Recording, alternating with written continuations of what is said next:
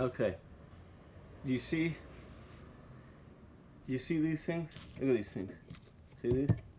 These are the floor bolts that they have pretty much everywhere throughout the trailer.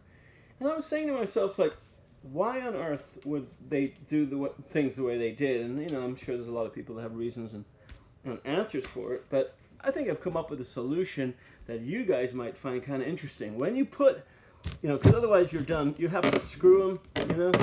And for me, that is not an option. So you can take up bolt cutters, right?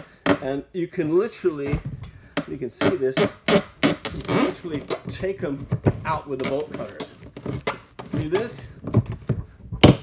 And then you can just, they just come right out like that.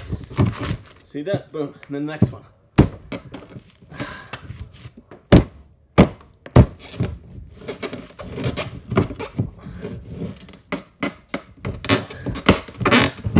I'm telling you guys, saves so much time. All right, next one.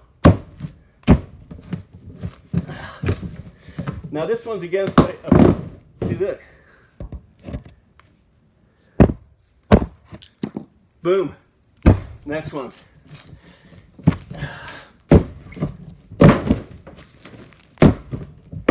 There it is.